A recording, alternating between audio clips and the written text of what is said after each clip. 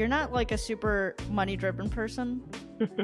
No, I'm very driven just to make things. I have that internal drive within. Like I'm always doing something. I'm always making things and have a plan for the next thing. Do you have like a set day off where you're like, I'm not touching a mug today? No. I mean, no. Sometimes, we'll try to make plans and do something and then I'm not in the studio, of course. But if nothing's happening, why don't I come up here? It's, it's a great place to be. So You just really love I what love you what do. I love what I do. I mean, people pay money to do pottery. So That's true. I make money doing pottery. Yeah. It's a pretty good balance. So Why don't you go ahead and introduce yourself, Meredith? hi, I'm Meredith Chernick. I am the potter at Fern Street Pottery, and I have created a home studio and a full-time business for myself doing pottery. Cool. So we met back in Seattle. And well, I guess you technically don't live in Seattle, but we met back there. And Seattle-ish. yeah, Seattle-ish. and I saw your studio and I got to spend some time with you, and you kind of have like, I guess what I would say is maybe like a dream scenario going on with like you make pottery in a tree house in the forest. So can you Yeah, elaborate a little bit on that? it's pretty crazy good. So my studio is in my backyard, and it's built over the garage, which is so it's like the carriage house, mother-in-law kind of space, but it's the size of a two-car garage. And when we moved in, there was nothing here, and my husband and I definitely saw the potential, and we built it in ourselves. Um, you know, we mostly him, and so by us building it, of course, we were able to save tons of money too. And if I had to hire someone to build my studio for me, that would have been, I don't know, a big chunk that we couldn't have done. So, having my husband able to create things and build space has been just a huge help. So the space is, like I said, it's over my garage. I'm looking out the window right now, and like you said, it's a treehouse environment. I live in a very small town across the water from Seattle, across the Puget Sound from Seattle. It's a ferry ride away, and really small town. Very very idyllic setting. It feels like you've gone back in time when you get here. And it's great. Yeah, I mean it's a perfect place for a potter. And then plus I'm near the city, so I'm near suppliers and galleries, etc. So it's pretty ideal. So I want to go back in time a little bit. I know your background, obviously, that you're a teacher and all this, but let's go back to the beginning. What got you interested in pottery, and what were you doing before you decided to go on your own and open your own business? Well, I've been doing pottery since I was a small child, and taking lessons at the parks department and other museums and other places since I was 6. So I've always done pottery. It's my in my nature. It's a way of thinking for me. And so when I went away to school, I thought, well, I might want to be a teacher. I might, want to continue to do pottery, but how can you actually support yourself being an artist and even supporting yourself being a teacher? I thought sounded challenging. It's part of what I'm trying but to accomplish with this show, actually, is how can you make money as an artist? How do you make it work? Well, so I went into teaching, focused on art and pottery specifically, but K-12 all art specialist. I did that for a little while, and then I ended up teaching in a very small private art school, which is out here near my home, and a private college. So that was really fun because I really enjoyed working with the older kids. I did that for almost 20 years, and it was definitely like what I meant to do, what I love to do. I think of myself as a teacher. That's my identity. I love teaching until after 19 and a half years, I just was I was just kind of done, ready to be done, and I feel like I had put all that energy out there, and I needed to use some of my own energy on myself and my own work. So what I did at that point was we were starting to build this studio here. It wasn't quite finished, and it was like halfway done and really very ghetto in the back. And I just started doing a little bit of pottery in the back room, which is what's now the back room. And I started teaching some neighborhood kids just to kind of get it going and to use the space and get word out there. And then, so I did that for a couple, it was summertime. I did that in the summers, and then I was still teaching. And then it started to grow and grow. And I started to feel like I was done with teaching more and more when I was still at the college. And so I think the fact that I sort of processed into it slowly, it worked out really well and enabled me to build the rest of the studio out with the money I made from teaching classes here. And then it kind of grew, and then people were like, "Oh, will you make me some mugs? Will you make these for my store?" So I didn't have to beat the pavement too much because people sort of knew I was out here. Um, and small town living, word spreads. So that's sort of how it started. It was pretty fluid the way it started, and my change from 20 years of teaching into running my studio. So I was doing the kids classes here, and then it got to a point where I just didn't have enough time and space to do the kids classes, and it was just my work, and When you I say haven't looked kids, back. like how old were these kids? Neighborhood kids. So let's see. I think I had a teen class, and I had a couple of gosh, I don't recall. They were the ages of my kids because that's who we knew. So they were probably like 10, 12, 13, and then I had an older kids class. I think I did it for a couple of years. I did do a mom's cocktail hour class with my, a lot of friends and neighbors, and that was super fun. So what Cocktails and made play. you like I guess what made you feel comfortable to stop the teaching and just go full time basically? So leaving the school where I taught, or well, so Well, I'll yeah, just because answer at first the you were kind of doing it like simultaneously, like, or I yeah. can't I say was that kind of word, but doing yeah. I was kind of doing everything, which as an artist I think is not uncommon. Um, so let's see, how did it work out? I guess I was building up my own practice and starting to apply to things, to shows and galleries and things. And I was still at the college where I taught NCAD at this point. Um, and I got accepted into a pretty prestigious show, which I applied to thinking, I'm never going to get in. It's going to take me 6, 8 years to apply, and maybe then I'll get in. I don't know why I had that in my mind, but that was what I had decided. And so I thought, well, then I better start applying. So I applied and I got in, and I was blown away.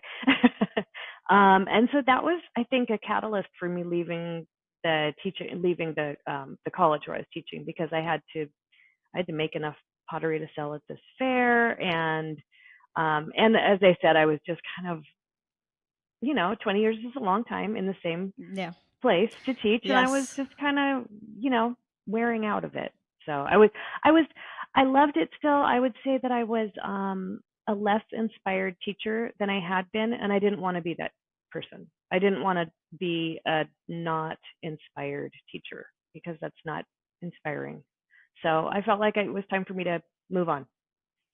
So I guess let's talk about the numbers because that is like an Okay. important aspect of all this is and just like you deciding that you're making enough money to leave the teaching. Um so as a teacher, like if you had to estimate, give or take, like I assume you got like pay bumps over the course of like 20 years, but just ballpark, like what was it that you were making? So I don't recall what my hourly rate was. I think the hourly rate was pretty decent, but I just didn't have that many on the clock hours. All the teachers were part time. And so I'd say my annual, I want to say when I left, and I had, like I said, I've been there almost 20 years. When I left, I think my annual income was about 22,000 Okay. as a part time instructor at the college level. So you And know, then it's eh, okay. I mean, for part time, that's pretty good. yeah. But also, those are just the hours that I was in front of the class. Mhm. Those, the hours that you're working and planning and prepping and grading, those are free. Those are free to the school. Those are, you do those. That's on your own time. Oh, so So they don't pay you for the background stuff. no, no. I mean, I suppose it depends on what school you're at. You might have some office hours or something, but at this small school, we did not. So, I mean, like I said, my hourly rate was good, but then there's all the other extra stuff. And so I tried to do that while I was teaching, but also you got to be present while you're teaching. So, S- So it's a then you balance. so then it was I guess you didn't feel like did you feel like there was a huge barrier to reach to just go on your own, or you were just like, Boy, I will admit I did not know what I was getting into. It was sort of a leap of faith. And I think that being able to do the neighborhood kids classes in my own studio was sort of like a little bit of a tiny safety net in my back pocket. So at least there was something coming in to balance out, how am I going to sell like everyone has mugs? How am I going to sell? I really didn't know, despite oh, because the training people. self-teaching classes are like paid, like they pay you for those. Yeah, yeah, yeah, yeah, So, absolutely. Like so how did I you go would on about do. that? Was it like a group rate, like, hey, everybody, I'm doing like a group class, or was it individual? I think it was individual. So I had a class that would be once a week, and that would be like, I don't recall, maybe 6, 8 weeks, whatever, over the summer, something like that. And it was X amount of dollars for the whole class. And Okay. I don't recall what it was. Maybe it was 100, 150. I really don't know, because this was probably 10, 12 years ago, so I've Yeah. forgotten. But it was enough to make my time worth my while and not be crazy expensive for the Yeah. students, but also like heck of a lot cheaper than any other classes. I mean, and right in my town, so there's a lot of local people who are like, "Yay, we don't have to leave town. Yeah. Walk the kid down the street." So, so the question was like, how did I price that? Yeah, so it was per person, per class. Yeah, I was trying to ask, like, I guess, well, I mean, we've talked about this before because, like, we've chatted before, but you're not like a super money driven person. No. But I guess I'm trying to see if there was some sort of like, okay, like I have these classes, so like I'm good to leave my job. Like, did you feel a sense of that, or you were just like, A little if I bit, just get yeah. to make money with it at all, like I'm happy. Yeah, it was a little experimental. I thought, well, I'll at least have a little bit from the classes I'm teaching out of my own studio, and I'll try to start selling some sculpture and pottery and maybe do other things. I mean, that was always like, I could always do something part time or fill the gap with something. I really wasn't exactly sure what it was going to look like, but I just sort of had to jump in with both feet and make it happen. And word of mouth was really, really helpful. Yeah. Like I said, small town living, everyone hears about you. And then, and I have friends who have a little boutique nearby. And so they started representing me. And then and it just kind of grew from there. And so within a couple months, I was no longer teaching the classes in my studio because I was swamped with work. So it happened quite fast. And all of those first clients were people that you knew in person and from your town. um, Or how I did you mean, at start the making very sales? beginning, gosh, I mean, well, I should have written it all down. At the very beginning, it was people I knew. And then it grew, like, then people would come into maybe that shop, or they would see me online. I did Instagram in the, earlier days, so it was earlier to grow. And people found me, and people found me started doing fairs, like I said, the craft fairs, and people find you there, and then they follow you, and so it kind of organically grows. Yeah. I never advertised. I just kept doing and doing and doing. And I'm not super financially driven. I would love to have more money, that would be great, and life would be much That's why you gotta easier. get on TikTok.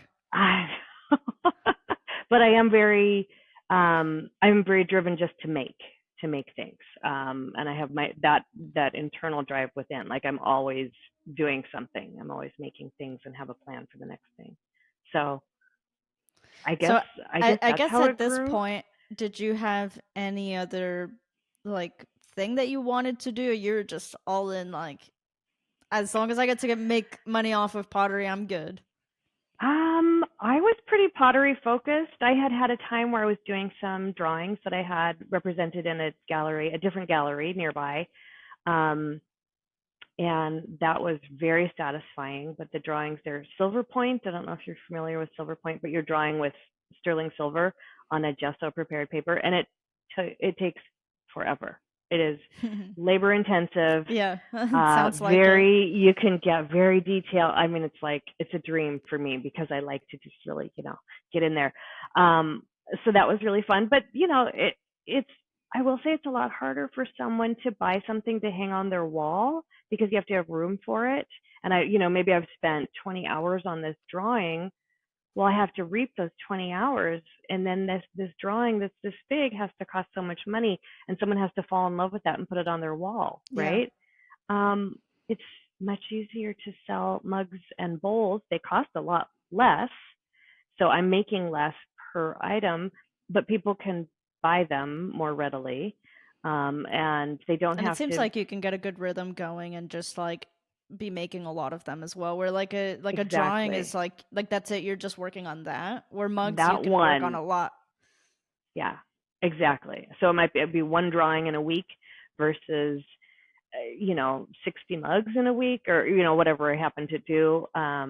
So it's easier to make more. The income is very different, for a fine art. You go to a gallery, the paintings are very expensive. That's Yeah. why. And you have to fall in love with it. You have to have the room in your home to put it on your wall. Well, everyone's got availability for a mug or a bowl or a foil Yeah. cruet. It's a lot less intensive an agreement to come to. Like you can just buy that. And so what that meant for me is that I'm able to sell a lot more, and then the word spreads more. And so that part of it has been very exciting. And like I said, I didn't know how it was going to all turn out. And, that part was great. My husband and I still say, I can't believe how many mugs people buy. Yeah, So you many definitely mugs. have a pretty like well-oiled machine, I feel. Thank you. Yeah, I feel like I still say I feel like I'm getting Still need to do there. the TikToks. No, you're gonna make me do it. I feel like It that's like the place to be for the type of like stuff that you're doing. Um so what is the like your gross income for your business uh look like right now basically? currently, so last year was a little bit less because I took basically 2 months off. I had a surgery, so that had an impact. But normally, I'd say it's right around 50,000 Okay. annually. And last year was closer to 40. Just working on the taxes, I don't recall, but something like that. So I'm certainly not rolling in the bucks, What considering the hours that I put percentage in. what percentage of that would you say is like expenses like materials, clay, Oh, all that kind of thing? gosh, I could have looked and seen that. I am able If to write off quite a bit. I don't estimates know. are good, by the way. Like you don't have to tell me like, oh, Well, it's less. Oh, I would tell you. I just don't know. I'm not good with numbers. That's why I make things out of mud. Um, I, I mean, I write off less than half of my income, if that helps. But I do write off quite a bit because I write off, the clay expenses and the glazes. I write off my mileage, and I yeah, write that's off what I my. assume is that like clay, paint, all the tools, like you have like a Mhm. bunch of stuff. Yeah. I mean, like the year I bought my big kiln was for a little over $4,000. So write off that and then amortize it over the years. So that gets you Yeah. write off a little bit more. But the one really big thing we're able to write off is my studio space. And because it's such a good sized studio, in Washington State, you can write off your home office or studio or whatever it is, Yeah. up to 25% of the cost of your home. Hmm. And so I write off 25% of my mortgage and my heat bill and my, everything. My insurance, well, I have a separate insurance account. But I get to write that off because it's all connected into my home space, but it's my business. So that makes a huge difference. And you know what? Whether or not I had a business here or whether or not I was making very much money, I'd still get to write off that same amount. So, Yeah. having a tax person that knows how to do, what to do, that helps Hire a a tax lot. guy. Yeah. Well, and actually my husband and I did it on our own for years. And it's grueling with small business, and I'm doing Yeah. wholesale and I'm doing retail, and there's tax and fruit. Oh my gosh, it was insane. And And we there's probably finally a just bunch said, of like mini expenses on just programs that you pay for and things like that. yep, yep. Well, and then when we realized we could have the tax person do this, and we still have to gather all the stuff. You still have to Yeah. do what you're doing. You just have someone else finalize it. But then also you get to write that tax person off too. So that comes off your income. I'm like, okay, wait, I can pay someone and Yeah. it comes off my, cool. So, the things you learn when you go into business by yourself accidentally. Um, So I guess let's talk about a topic that I find super interesting, which is I mean, I if I recall you've been in Washington state your entire life, right? pretty much. When I was born, my parents were in Tennessee until I was about 3.5 and moved back, but I don't really remember it. So essentially, I've been here my whole life. Although I do come up with a good Southern drawl uh, every now and then since I learned to talk when I lived in Tennessee. So yeah, I'm a Seattleite. My parents are from here. We're very sunk in. So So how have you dealt with the I guess explosion of costs in Seattle? Like part of the reason that I did not like Seattle personally was how expensive it is.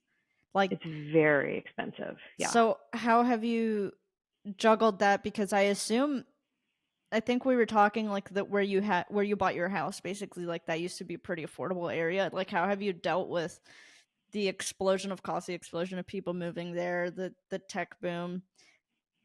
Yeah, well, so we are, like I said, we're across the water, so we're near Seattle. We're not right in Seattle, but there are many tech people who live out in this area, especially now that people don't have to commute. You can work online.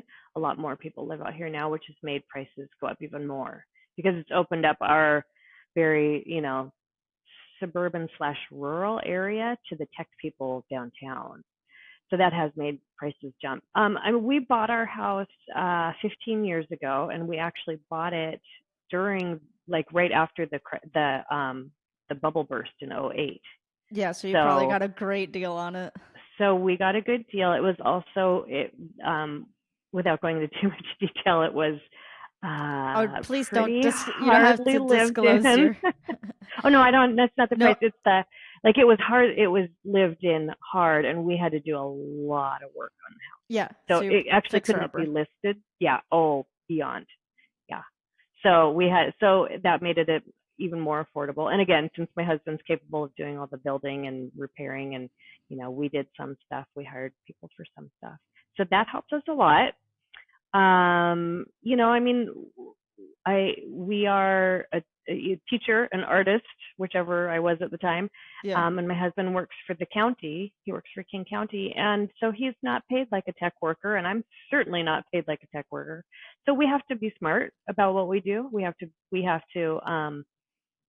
pay attention to our finances and what we buy, and know that we're in it for the long haul. So, I mean, what we did when we bought our house was it worked out great. But A not couple everyone can buy a house like this and fix it up. So, yeah. and improve it. So that's what we were able to do.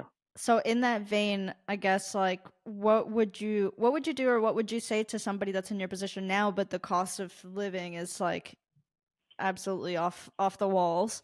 Uh and Yeah. and would you I guess like would you try to adjust your business? Like, would you try to raise your prices? Like, what kind of moves would you make if you were starting now, or would you, or do you feel like you'd feel less secure in pursuing art?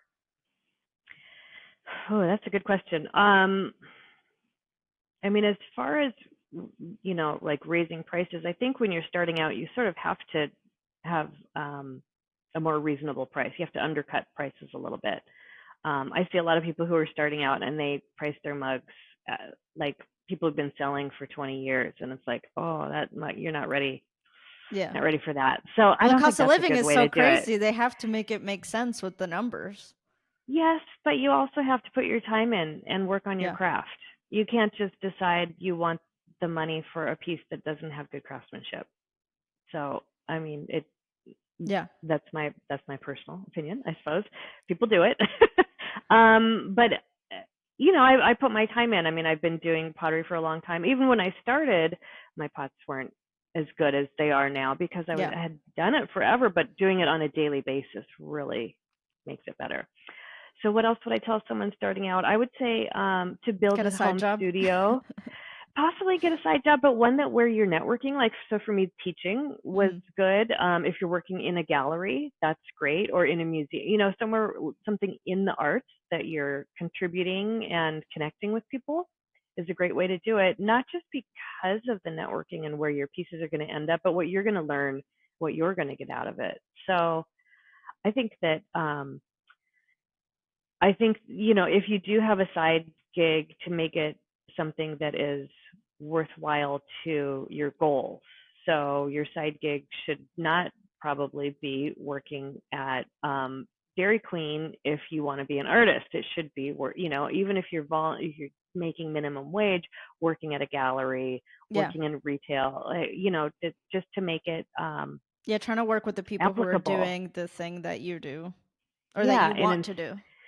and doing something that's inspiring you rather than tiring you, so that it doesn't take away from your goals, so that it contributes to the big picture idea. So that's what I would say. And I would say, as far as building an in-home studio, highly recommend. There's a lot of, you can go to public studios, and I think there's definitely, that's wonderful. Great place to get inspiration, again, connect with people.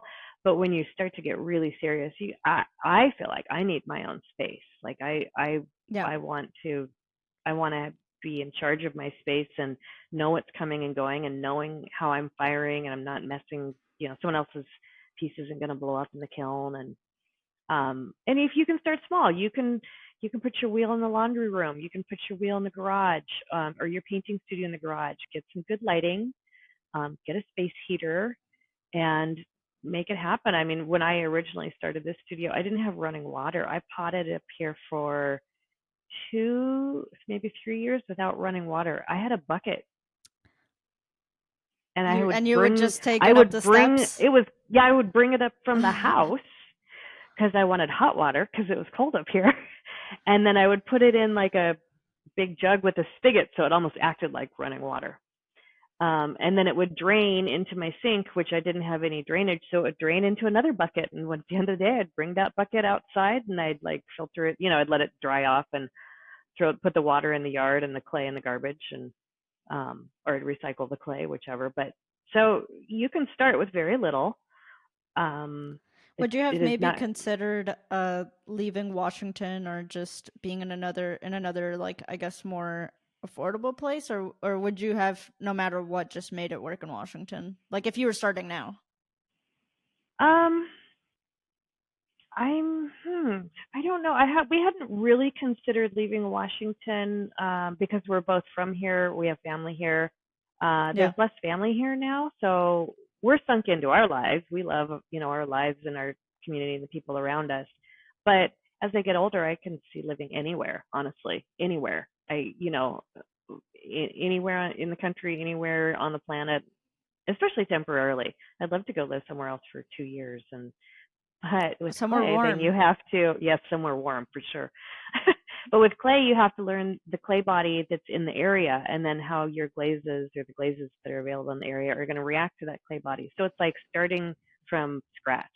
It's Yeah, because like I guess learning, the one you know. barrier that I see for most people is like, especially somewhere like Washington, is just how difficult it would be to balance wanting to do something creative and wanting to do art with the cost of living where Mhm. it's at. So I don't know. I guess like Mhm. that's a tough part, I feel.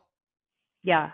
No, it's definitely a consideration. There are a lot of artists in my community, and that might be because was a more rural area and easier to purchase back in the day. It's a little harder now, so things are changing. But the other thing is, since there are so many people with money in this area who are driving, People you they're could sell to. driving the, Hmm. yes, exactly. They might be driving up the mortgages, the house prices, but they are also shopping.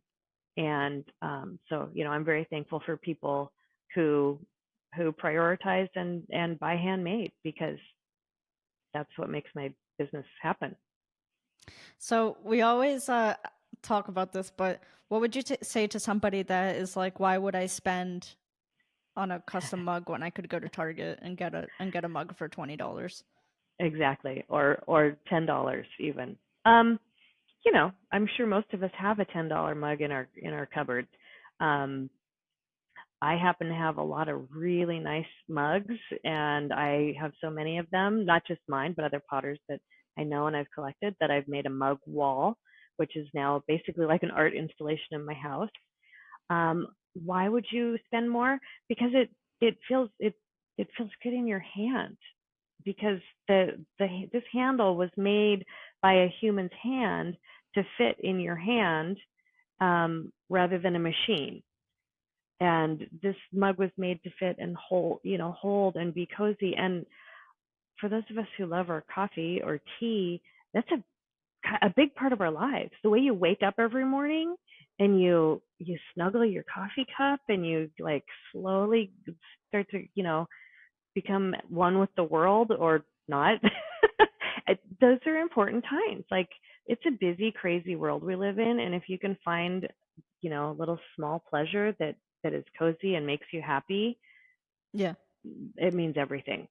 So, and then there's a lot of people who just want to support artists like myself, an artist's way of life, and they don't want the entire community to be crazy, busy, insane. They like the idea of the romantic idea of the artist's life, which I'm living, but I can only do it if people are buying, Yeah. and I think people know that. People love going to um, markets in the summertime and before Christmas, and meeting the person who made their wares, handmade clothing, jewelry, mugs, whatever. People love that, and to talk to the person who made it and have a connection in this world of online, not quite connections, and to have that personal interface. It's very meaningful. So I think as our world changes, maybe those kinds of small important things become more important or become more meaningful. So So that's would you why. say that you find like a lot of your customers being people who are interested in supporting arts, or like mainly interested in supporting artists because like I guess they feel like you took the plunge to do it? I think so. But then there's people too who maybe that's not in the forefront of their mind to support the artist. They just want some cool They just want a stuff. cool mug. Yeah. Because you go to a craft show and man, there's some cool stuff there. There's a lot of creativity and stuff that's not the same as everything on the shelf at Target. Um, so yeah, there's room for everything in our lives, but I think that there's a lot of people who appreciate the real handmade quality of things. And when you use things like, specifically, well, to my world, things in your kitchen, a bowl that you're holding that fits in your hands just right, or and looks so elegant on your table rather than some, a piece of plastic. It's a little bit more, that wholesome feeling that we want our homes to be like. We want, your home is your palace. You want it to be nice. You want it to be relaxing. You want to surround yourself with beauty. So that is what I think people are looking for when or that's why they would buy something handmade, pay the extra dollars, Mhm. um, versus buying something at Target, you know. And we all have things where we make choices. I have items that I buy on Amazon and Target, Oh just no. like everybody else. But The I 2-day do shipping gets try. everybody. Yeah. Oh, it does. Yeah. And boy, I feel that when people are like, "What? How long does it take to make this?"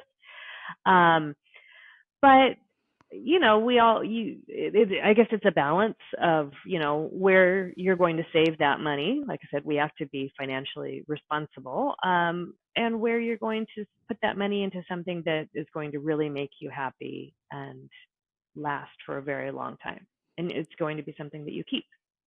So that's sort of the handcrafted vibe. Where do you think that you could see, like, if in order to grow your business, like what kind of stuff would you get into to would you consider a storefront? Are you just kind of trying to stick to online sales and maybe like get on TikTok and and promote on there, or like where could you see yourself going to continue growing? To continue growing, what I'd like to do, I really would like to do more online sales. I had during COVID, during the shutdown, online sales were fantastic. Interestingly, I was, just like everybody else, I thought, well, there goes my business. I'm going to go out of business, and because people are working and shopping, well, people Yeah. were shopping online like crazy. So um, that worked out for me.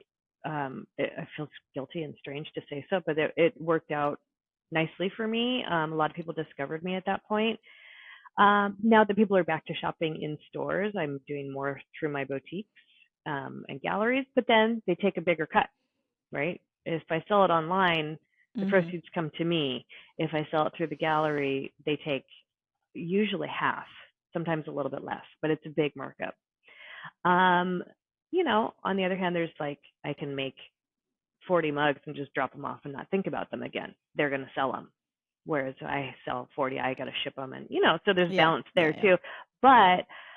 But if I were to grow my business, I would want to do more online sales and focus on that more. And honestly, I frustrate myself to say this, but I've just been too busy to focus on how to get the online sales to be a bigger percentage of my business, Because you which don't is want to be on Etsy or Amazon or any of that.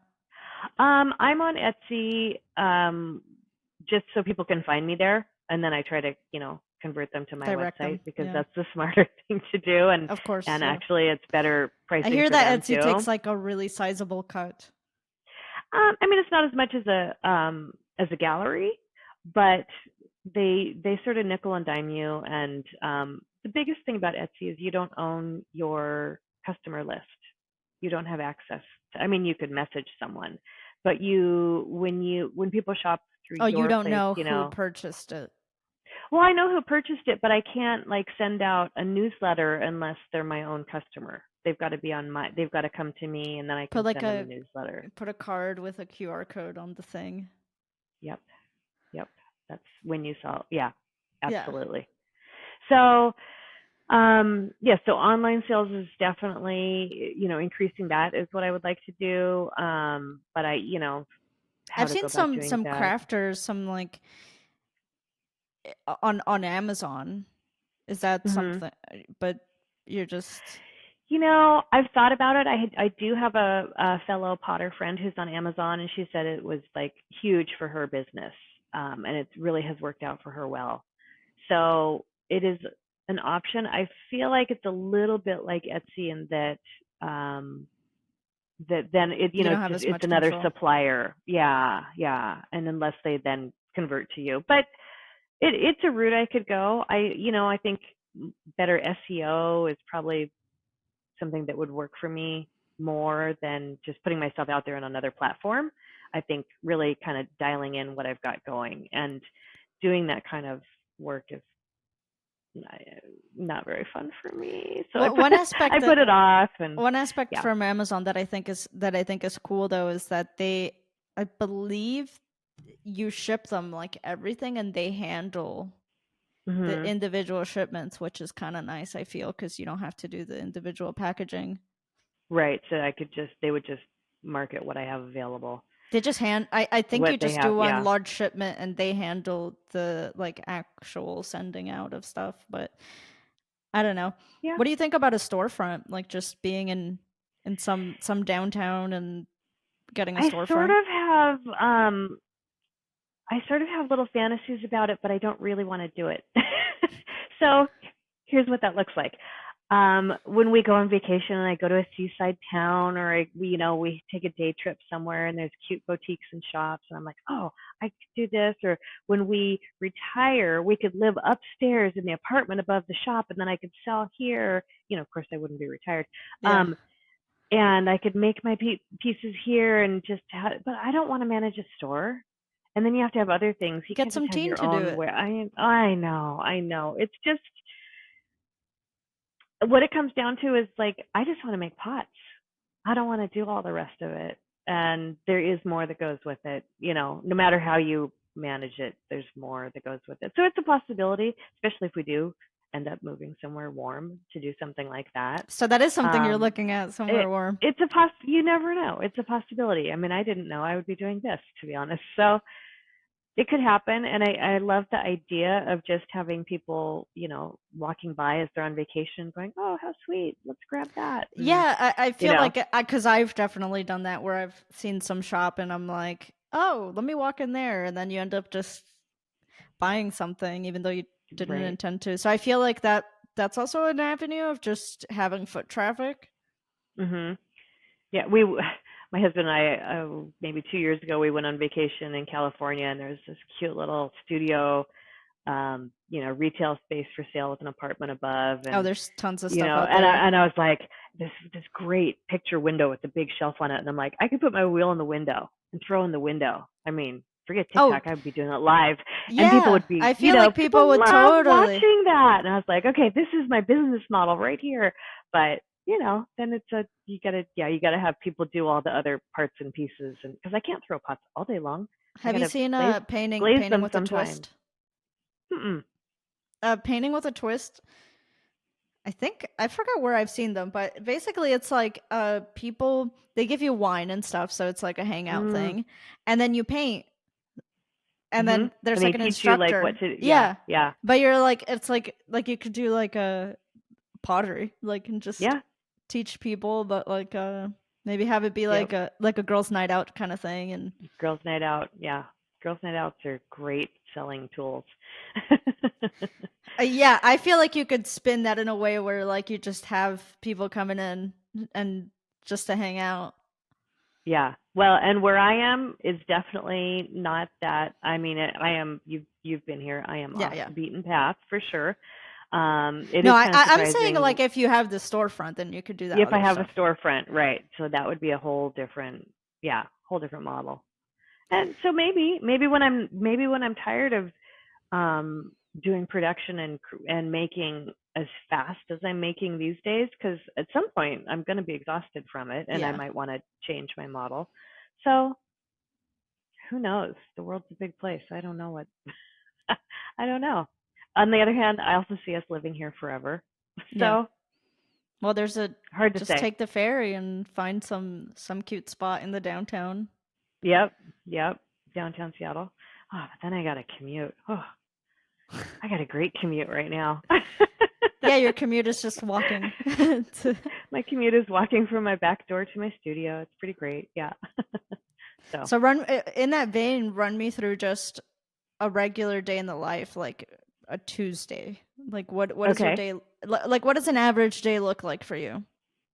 So an average day for me, I will start out by saying I am a night owl, and so my days start a little bit late. I get up when I wake up, and I mosey on out to the studio.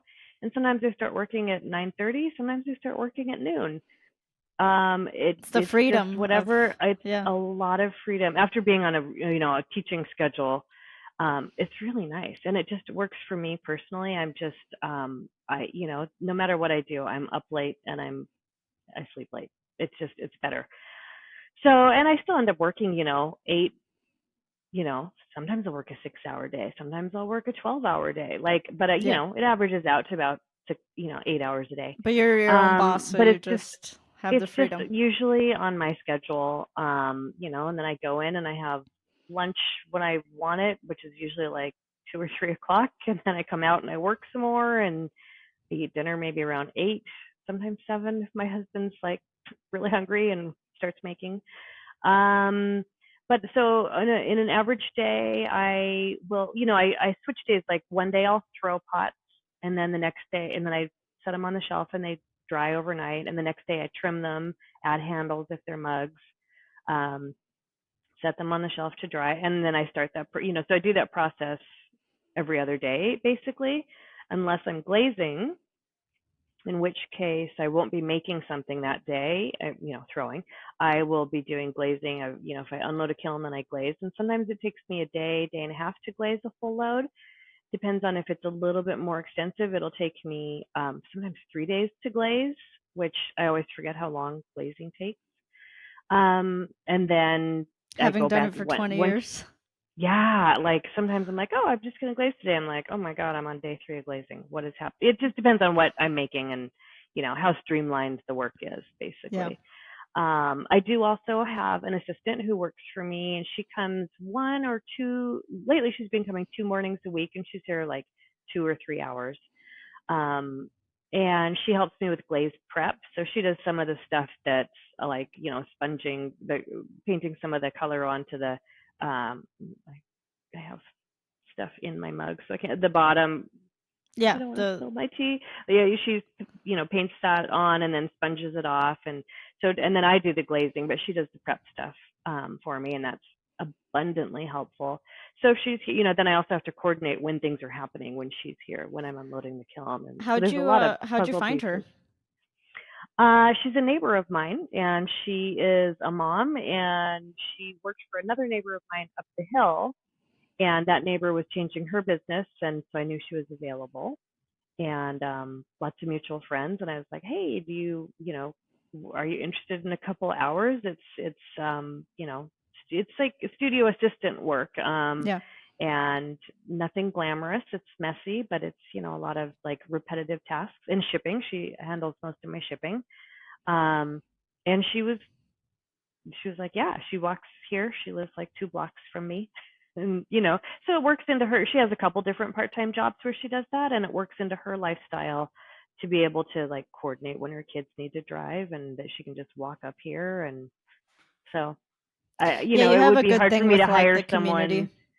Yeah. And I mean, someone's not going to come from Seattle to come to work here, with the cost of the ferry. So, the way we all work in small towns is a little bit different. Um, but yeah, oh, I'm so glad she's here, and we have, we chat. So at least I get to talk to someone once in a while because I'm pretty much a shut in here in my studio. So How do you stay motivated since you don't really have like a boss or I mean, I guess there's yeah. there's deadlines in terms of shipping and stuff, but for the hmm most part, you kind of just have to motivate yourself. So how are you doing that? Yeah, that's just where I'm very driven to make myself do more. And probably I could throw more in a day, but then I have to finish more the next day. That's a kind of a constant battle I'm always doing. I did that earlier this week. I threw twice as many mugs as I normally do because I finished. And I was like, oh, I got time. I'll do another bag of clay. And then the next day I was like, I can't put handles on these all in one day. So a Yeah. lot of it's like knowing how to balance, what works for me personally. But I'm just motivated to make more. And right now I'm still trying to get caught up after the holidays. But even when I'm caught up, when I have stock, and then I start to think, oh, I'm going to work on the sculpture that I've had an idea for that I haven't had time to do because I've been making so many pots. So motivation isn't an issue with me. It's I love to create and to make and to do. And sometimes, even on a weekend I'll be like, what am I doing? Like if I'm not doing anything, like I used to be able to like sit and hang out and read or go to the beach. Now I'm like, oh, I gotta go out to the studio. And I like it's hard for me to not work.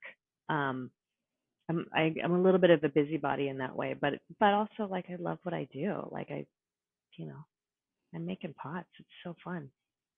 So why You wouldn't I don't want to try work? to set boundaries on the weekends, or do you have like a set day off where you're like, I'm not touching a mug today? No. I mean, no. Sometimes, we'll try to make plans and do something and then I'm not in the studio, of course. But if nothing's happening, why don't I come up here? It's a great place to be. You So just really love I what you love do. I Yeah, love what I do. I mean, people pay money to do pottery. that's So true. That's, I I make money doing pottery. yeah. It's pretty good balance. So What would you say to a young artist that wants to make art their business? Like, what would your main piece of advice be? well, probably a good piece of advice is to figure out your business model and like what pieces you're going to be making, how you're going to be marketing, where you're going to be selling. But I did none of that.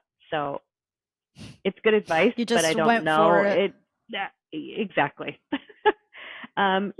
Have an idea for sure. I had an idea, but I certainly didn't have anything written out to give a bank to get a loan. I just started doing it. So I guess, So just go and for it. if you're driven to continue to create, it's gonna work out because then you're gonna have all these things and you gotta sell them, and I'm driven to like put myself out there to the world so people know they're available. If you're the kind of person who's like, I don't know what I want to make today, that's not gonna work. If you a lot of artists will wait to be inspired before they start their work. I mean, that doesn't work if you're doing it, I don't think that ever especially if you're works. if you're in production. You gotta like chop chop, let's go. Because I would So find, I feel like that's a trap, and I would find myself in that trap where I'd be like, oh, I'll do that passion project when I'm inspired, but like the inspiration never comes. You have to just like force yourself to just do it, and then it might be horrible, but just like when you get from point A to point B, yeah, and then just force yourself to do the next one, and then you just force yourself till eventually you just get good. yeah. The idea is the inspiration. So then don't wait. Like take it and run. You know, just do it. It's yeah. I mean, and I'm making so many mugs right now that I'm not doing a lot of other projects on the side that are creative in terms of like sculptures that are more unique. I do a couple a year. It's kind of all I have time for. Um, and I love doing them, but then when I do them, I'm like, oh gosh, I could be making a whole bunch of mugs right now. So I sort of, I thought I wanted to do more sculpture and less production. Now that I'm doing production pots, I never meant to be a production potter. I love it. I absolutely love it. So people are like, don't you get tired of making the same shape? Nope. No, it's super fun.